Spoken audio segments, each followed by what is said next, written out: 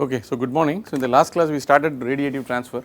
So we will continue with the basic definitions, terminologies. We will also look at the two important radiation laws, namely the Stefan Boltzmann's law and the Wien's displacement law, which can be derived from the Planck's black body distribution function. The Planck's distribution function got him the Nobel Prize. Max Planck got the Nobel Prize in 1918. Okay, so just to have a quick recap. If you see, the last class we did this, there is a small area dA1, okay, n is the unit vector, the point in space, okay. So there is another elemental area dAn, okay, this is the radius r, this is theta. Theta is the zenith angle and phi is the azimuthal angle. So basically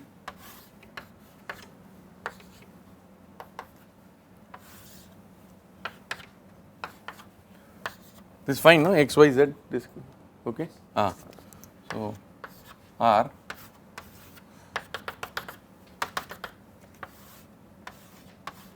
so this phi is measured from x, okay, bottom, that xy plane. So a point can be specified as xyz, it can also be specified as r theta phi, okay. So if you specify the radius, the zenith angle as well as azimuthal angle, then you are able to specify that point. So this is basically the spherical coordinate system.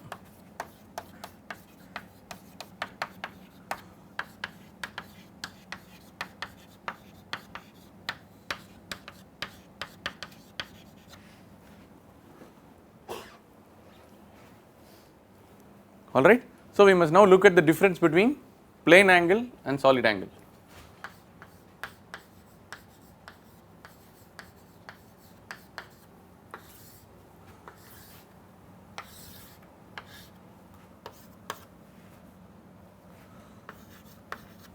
So if d alpha, okay,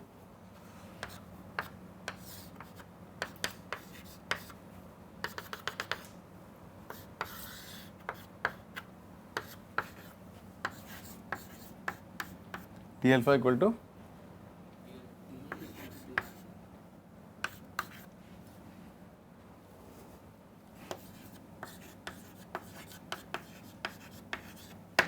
radians. The unit for that is radians. This is the plane angle, 2D. 3D,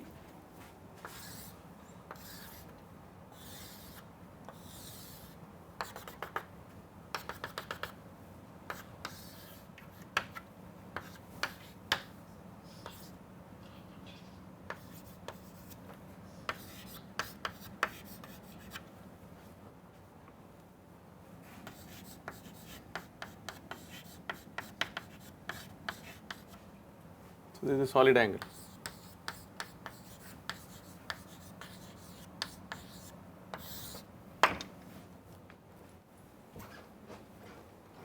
DAN, n denotes area normal, okay, the normal area. So this got the units of steradian.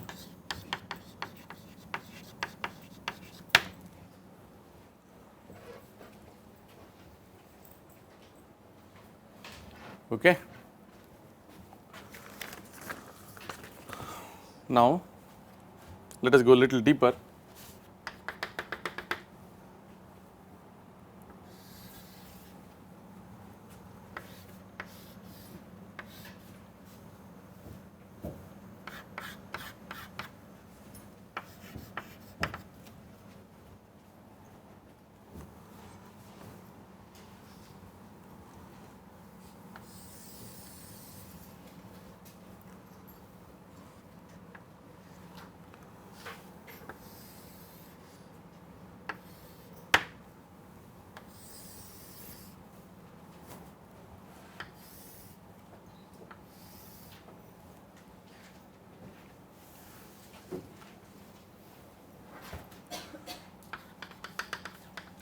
This small This radius is r, this is theta,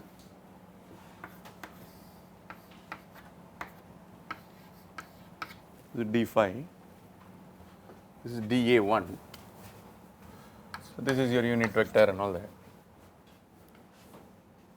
Huh?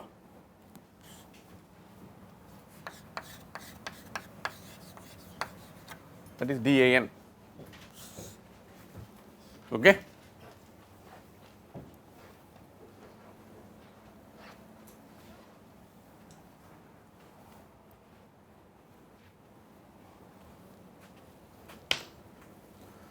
Is it clear? Now the next step is, I am obstructing you.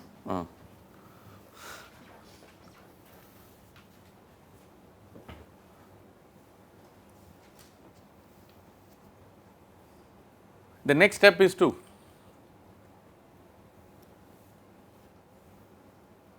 write an expression. Listen to me carefully. The next step is to write an expression for dAn in terms of the basic coordinates r theta and phi, and find an expression for the d omega solid angle in terms of r theta and phi, and then we will integrate between the limits and find out what is the maximum solid angle for a hemisphere. If you multiply by 2, you will get the maximum solid angle for a sphere. That is the exercise we are going to do for over the next 5-6 minutes.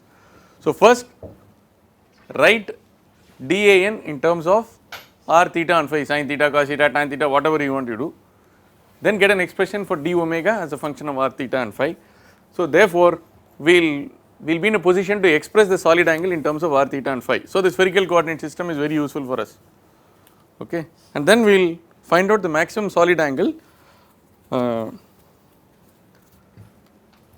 over a hemisphere, okay. Now I need to give a proper caption for this figure. So this is got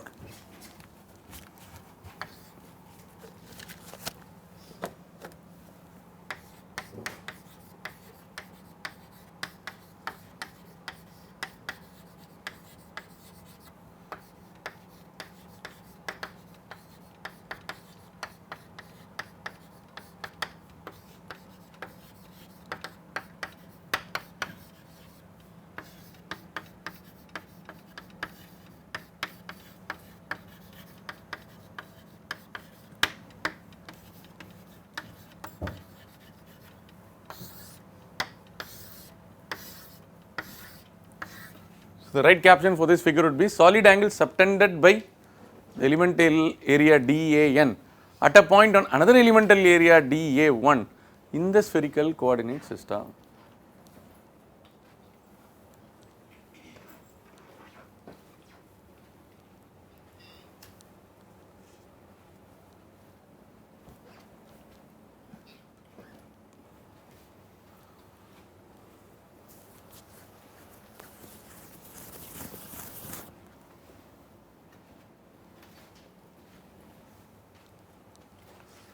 Okay. All these are R, right? All these are R, right? Huh? What is this?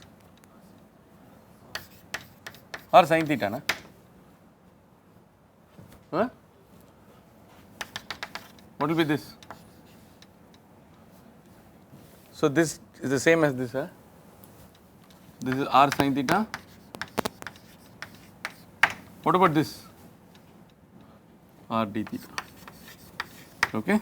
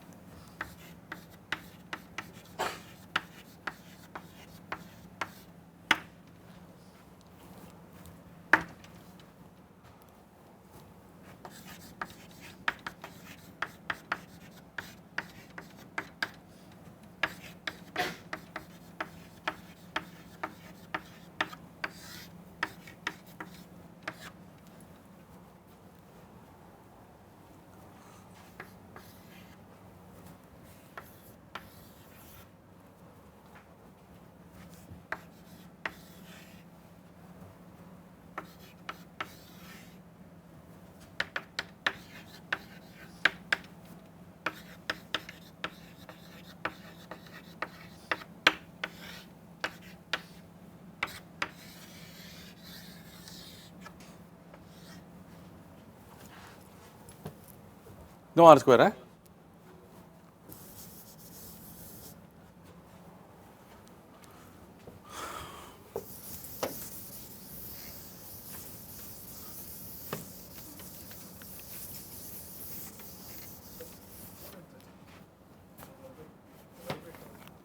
You're vibrating?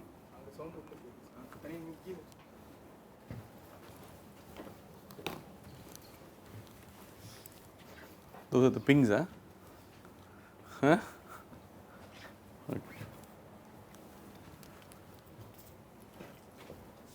Okay, so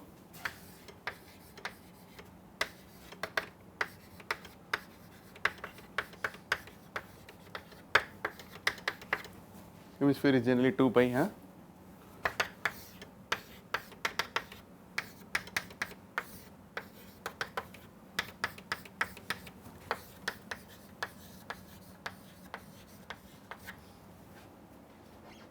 Yeah, complete this. Please complete the integration.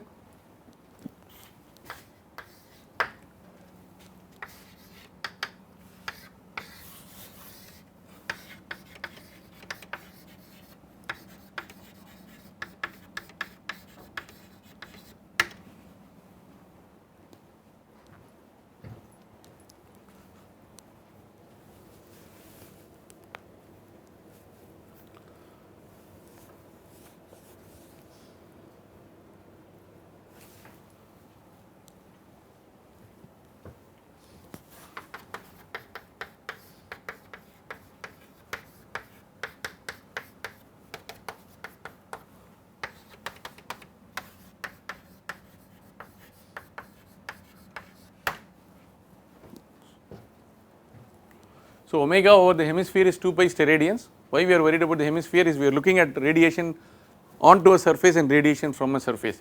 If you consider radiation from a volume, an alumina particle is burning or something, or you are considering a gas molecule and all that, then we will consider the 4 pi. Okay. So omega equal to 2 pi. Now you are able to see that d omega is proportional to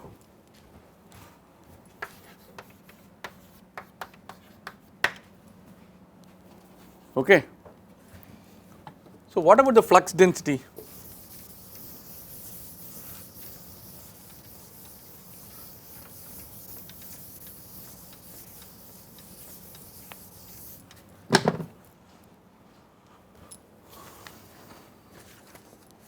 We wrote an expression for the flux density in the earlier class. I don't think I gave this.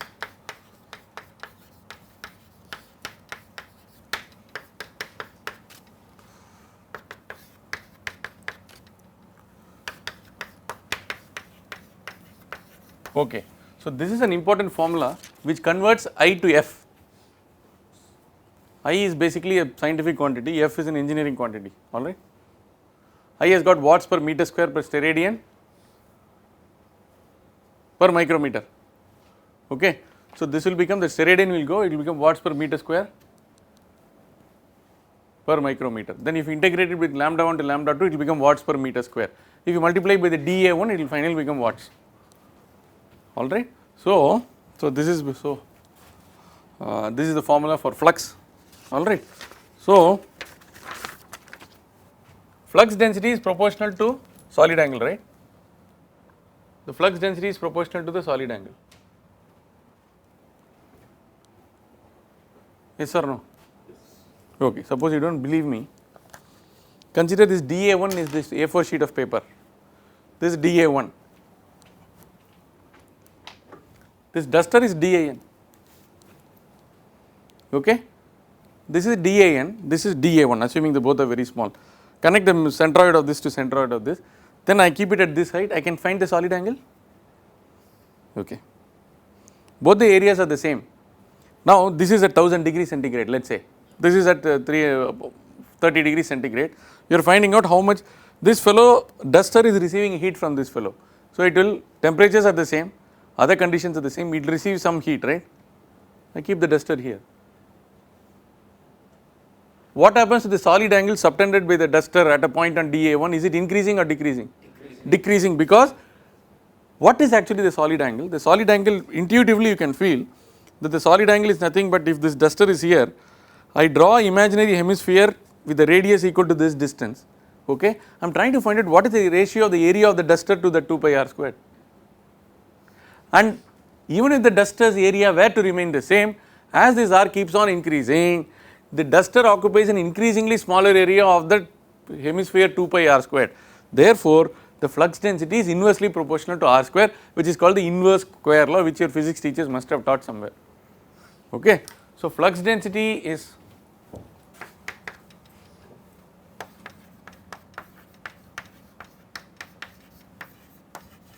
omega, don't say, and the d omega is proportional to 1 by r square.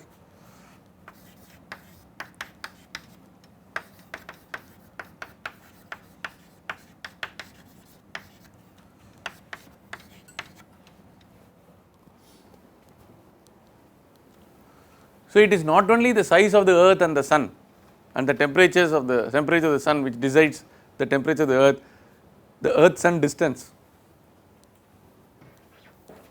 will solve the problems. Are you getting the point? So, the distance is also very important in radiation. Alright, now this is over.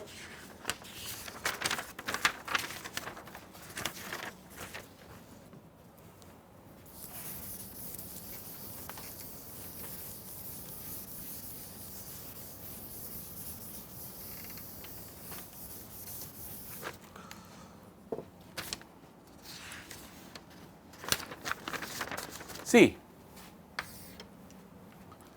for a black body, instead of I lambda, you can call it as B lambda. This will be a function of temperature, right? So, the spectral radiance or the monochromatic radiance or radiation intensity will be a function of lambda, okay, and for each temperature it will have a distribution, correct. So, I lambda can be, why that I lambda is replaced by B lambda is I lambda can be for reflection, I lambda can be for transmission, I lambda can be for absorption, and I lambda can be for everything, anything, but B is basically for emission. Now, I have to multiply by the pi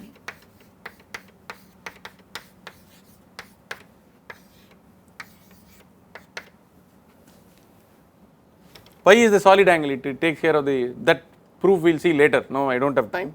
So, you multiply that pi by B lambda, integrate from 0 to lambda, alright.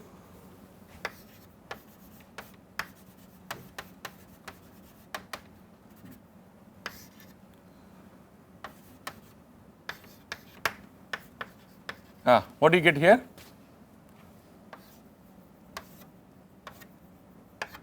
Watts per meter square will be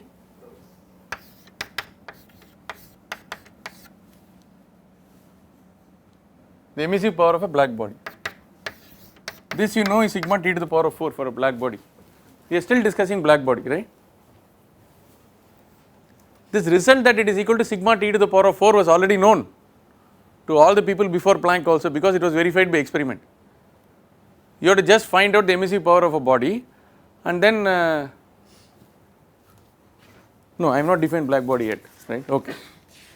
I have not defined black body yet. Okay, I will do that, but anyway, this relationship for a black body was known to people previously.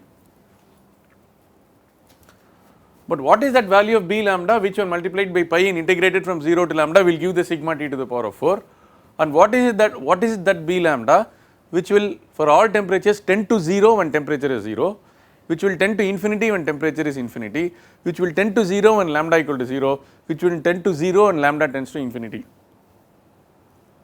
This is a big puzzle. There's many people, many physicists worked on this and they were unsuccessful because they were trying to explain everything through classical physics.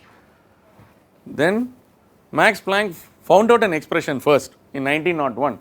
He found out an expression which agreed exactly with experiments and proposed the Planck's law. Then he worked on the proof for 15 to 17 years. Then he figured out that for this to be constant, for this to be true, E must be equal to h nu. Okay, that is how we got the Nobel Prize. Now, before this we have to define what a black body is.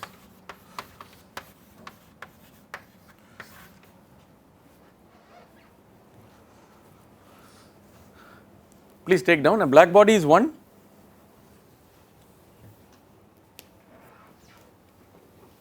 A black body is one which absorbs all incident radiation.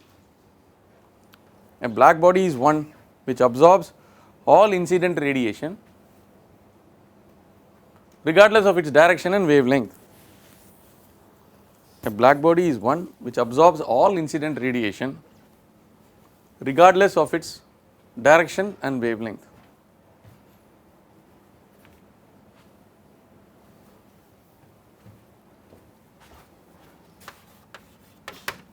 Coal.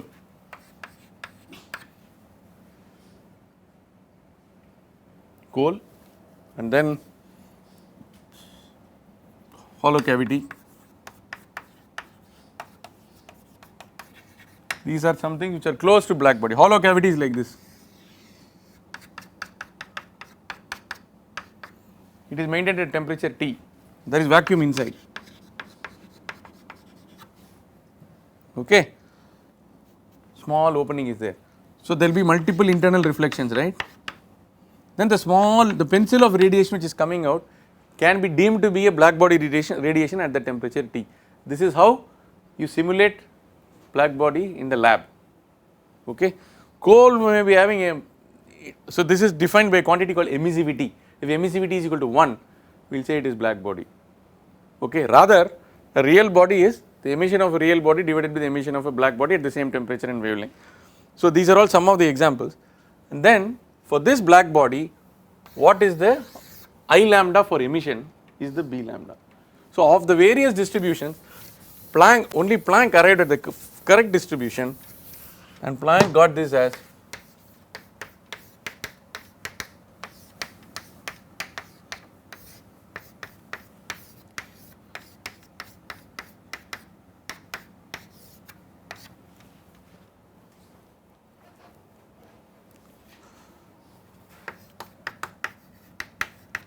I think it's minus 16.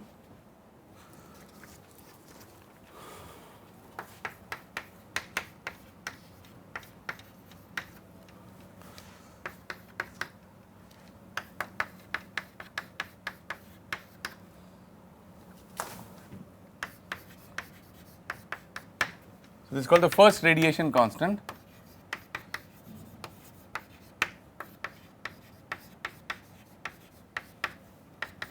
This is called the second radiation constant.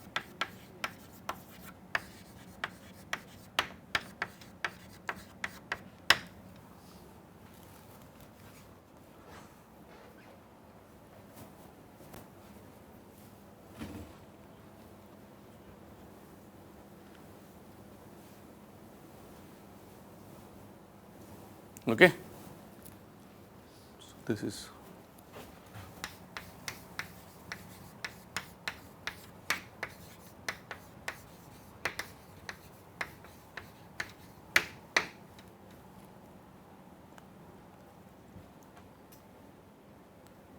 Rayleigh and Jeans got a distribution for B lambda, which is C1 lambda to the power of minus 5 divided by pi into e to the power of C2 by lambda t. Planck added minus 1 and got the Nobel Prize. He just added minus 1. When he added minus 1, his experimental curves and his model agreed very well. So first it was curve fitting. He just added minus 1 and it worked. Then he worried why it worked. Then he tried all those, he took some atomic oscillators. If you take my radiative heat transfer course or you watch my YouTube lecture NPTEL on radiative heat transfer course, in two full classes I will explain the derivation of this Planck's distribution from first principle. You have to take an atomic oscillator, you have to take its kinetic energy and potential energy, you keep on doing, and finally you will come to a stage where E equal to h nu. You find the total number of oscillators in a particular volume and the total energy of all the oscillators in a volume, then total energy divided by total number gives you the average energy. Then from the average energy, then you have 3 degrees of freedom and this thing from, so you borrow some things from statistical mechanics and then proceed. This is how you figured out, okay.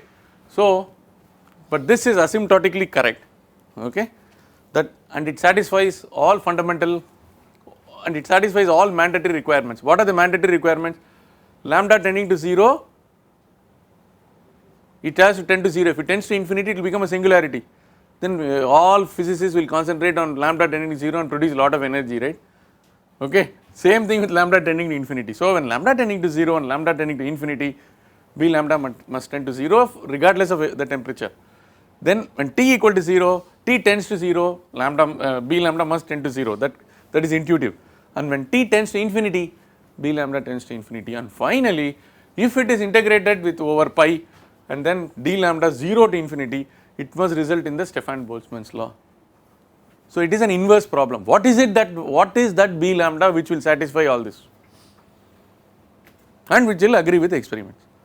So the answer to this was finally given by Max Planck. Now if you look at this, if you plot this, it is very interesting.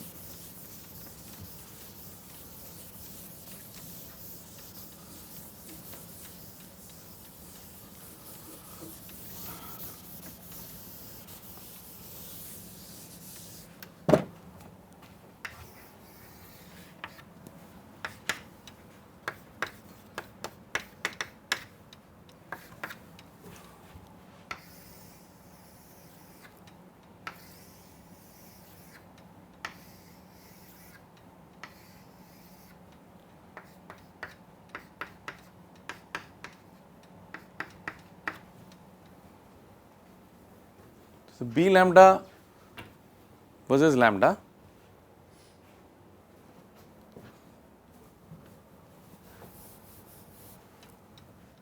is like this. This is experimentally obtained, or you can take it as a Planck's distribution.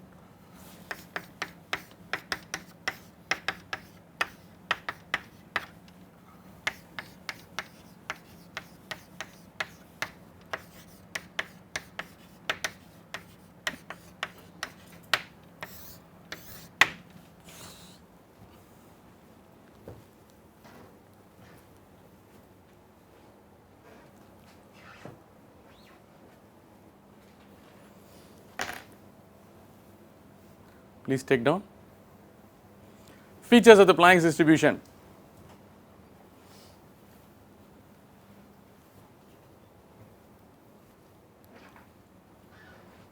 Number 1, B lambda of T continuously varies with lambda.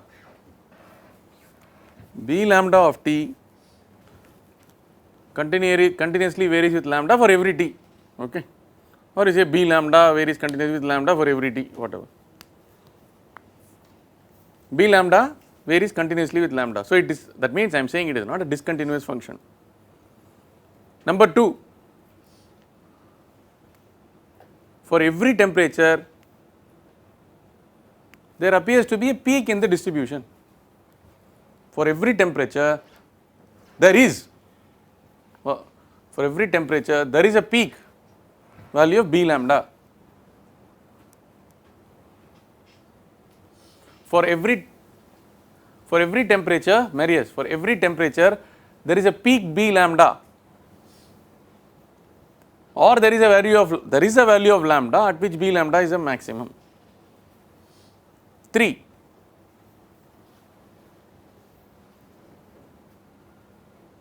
this maximum decreases with temperature. That is what I have indicated, right. The locus of the points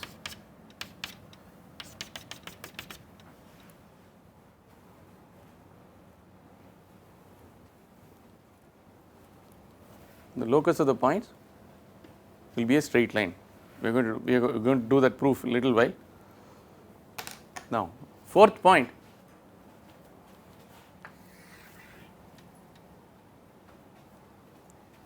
at a given lambda,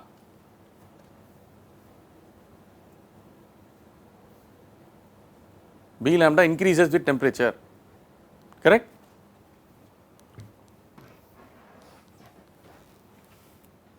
If it is not so, it will violate which law of thermodynamics? It will violate the second law of thermodynamics. What does it mean? As a consequence of 4, you can write within brackets, no two curves can intersect each other. For no two curves, that means no two curves for two different temperatures can intersect each other. A higher temperature curve will be above the lower temperature, correct? No two curves will intersect each other.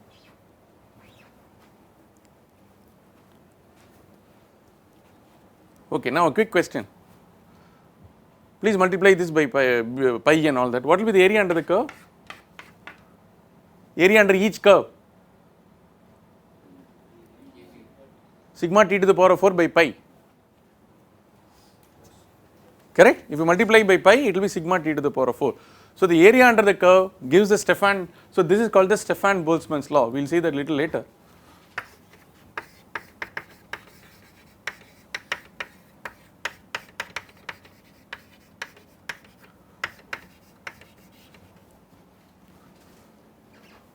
Joseph Stefan was an Austrian professor.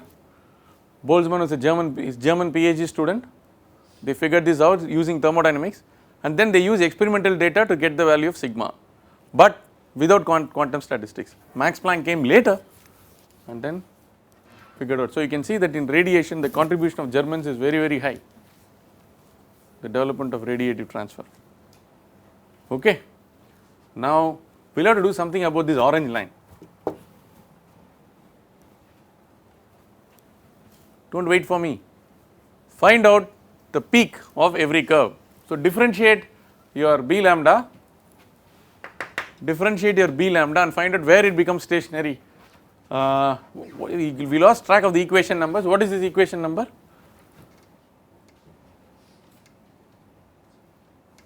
You want to, no, let us use, no, not 1 from the previous one, or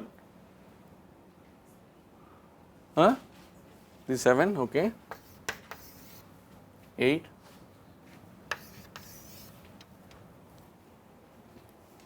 okay.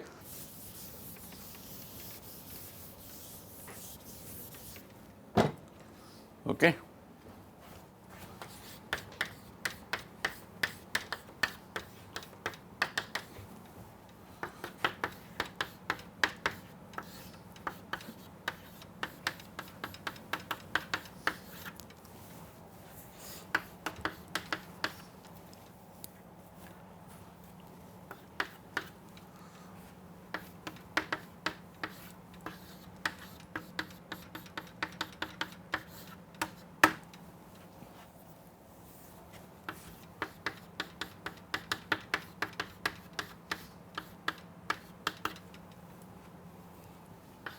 Okay.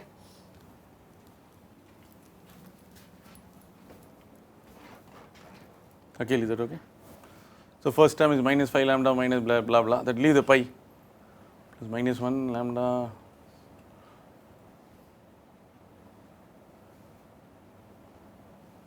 is it okay? Huh? Yes.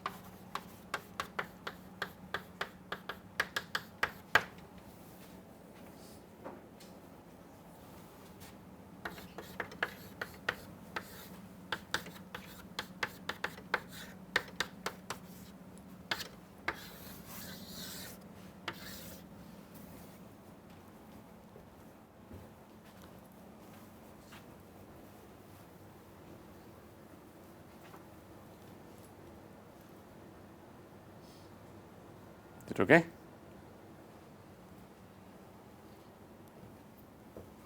How many of you are still doing? Yeah, I'll just give you a minute, just partial differentiation.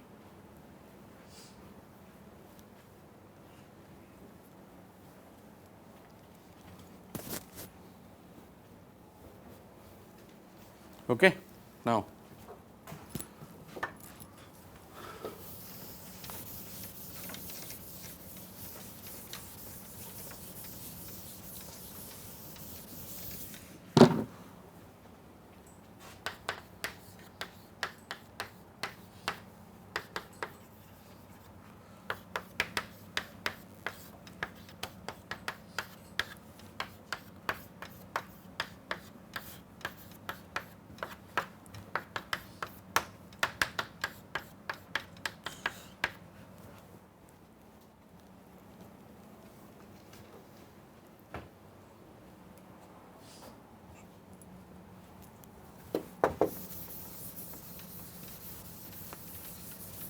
but if you solve it numerically, what is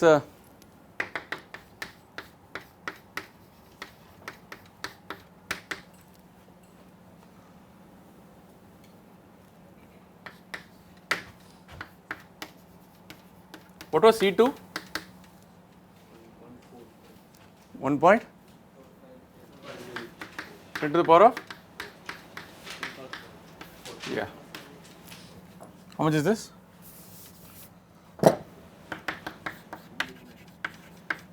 28, 0.29. not 0.2, 2000 something, 2000, 9,900.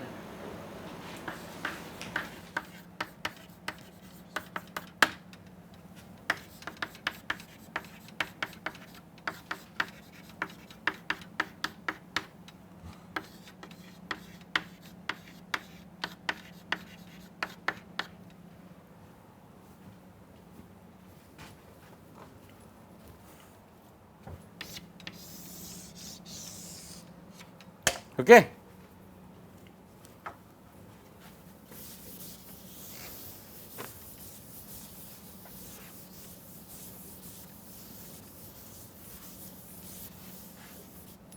So this is called the Wien's displacement law.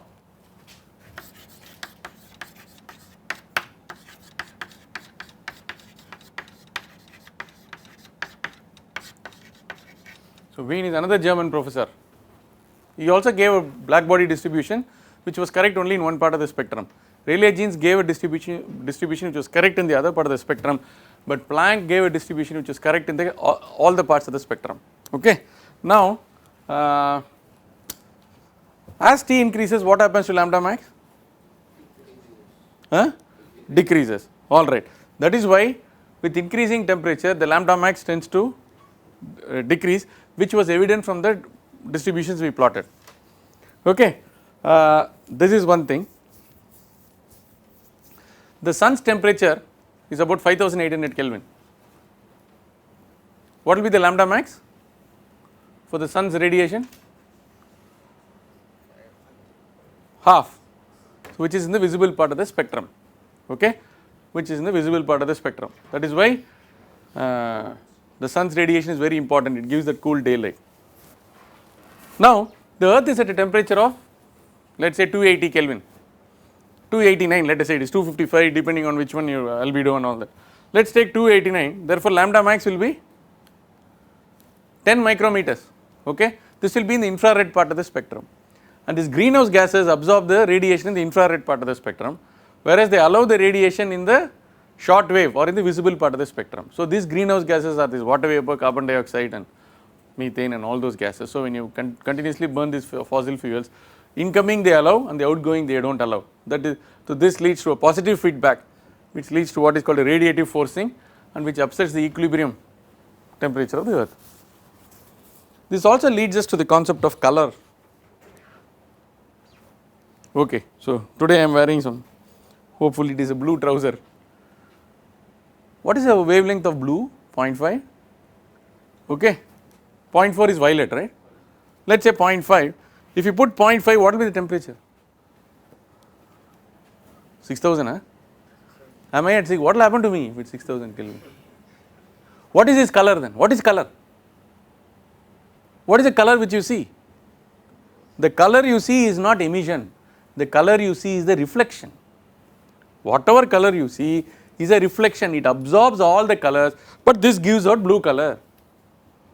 Okay. But if you want to see real emission color, in your workshop you heated that iron piece and then it becomes orange in color in smithy shop, in forging shop, that is an emission temperature. Otherwise, whatever you see as color, the Chaitanya's t-shirt is bright yellow is because it reflects yellow color. If nothing is coming out, then it will be black.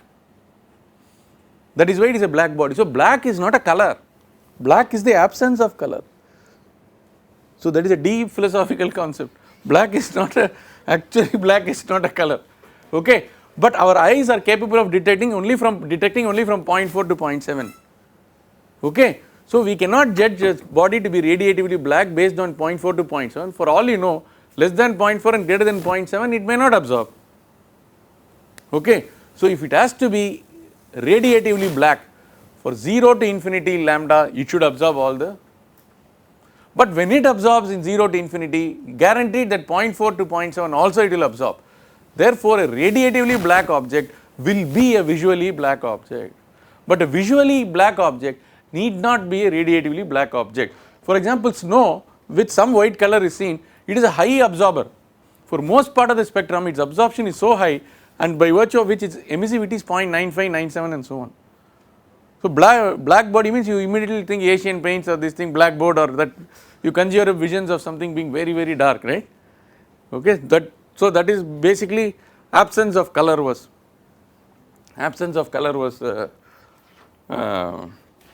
denoted by black. And the next question comes, why is umbrella black? All these questions will come to you, whether it is good to have a white umbrella or black umbrella. Popular science question you answer, let us not answer in a atmospheric science course, alright. I do not know, you figure out why should the umbrella be black. Huh? We will solve a problem and then close. Problem number 40, 44. Use Wien's displacement law, use Wien, Marius, I am pronouncing rightly? Yeah, use Wien's displacement law to compute the color temperature. Use Wien's displacement law to compute the color temperature of the sun, for which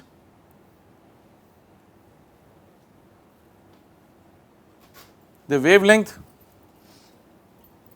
of the maximum solar emission,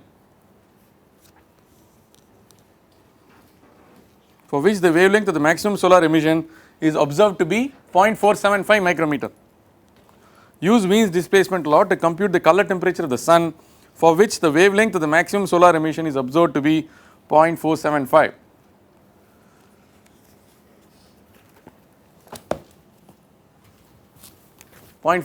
Micrometer. Huh?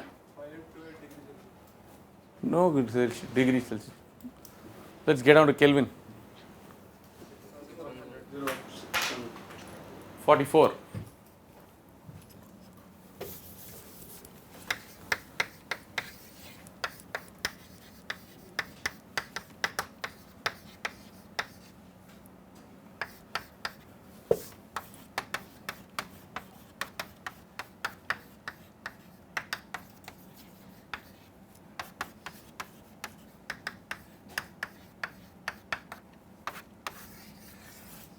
Actually, the sun's black body distribution does not correspond perfectly to black body, it is slightly jagged, so it is an approximation. That is why the actual sun's temperature is 5800. It is not the core temperature of the sun, where it is the photosphere, that is the outer portion of the sun. This is about 5800 Kelvin, so it approximately the ballpark is 6000 Kelvin, but the tube light is working at, tube light is low temperature, the incandescent bulb is working at 3000 Kelvin, the tungsten filament bulb is working at 3000 Kelvin. So, the peak radiation is occurring in the infrared. So, it will produce heat and light. The LED is, they say, cool LED because it produces more light than heat. Okay, but technology is completely different. As you know, the Nobel Prize has gone to the people who figured out the LED bulb. Okay, so this is called the color temperature. So, the color temperature is based on the emission. So, my pant's color temperature will be something, okay, but now it is reflection. So, it is the same temperature as me, assuming that it has reached equilibrium, okay. Alright. So, in the next class we will see what happens when we integrate this Planck's distribution from 0 to infinity, Stefan-Boltzmann's law. We will calculate the sun's temperature, we calculate the earth's temperature, I will give you all this geometry, solid angle and all that, and then we will proceed to emissivity, absorptivity, transmissivity. Eventually we will lead to we have to go to a stage where you have to consider absorption, emission and scattering in the atmosphere. We should be able to find out the variation of the intensity in the atmosphere, alright.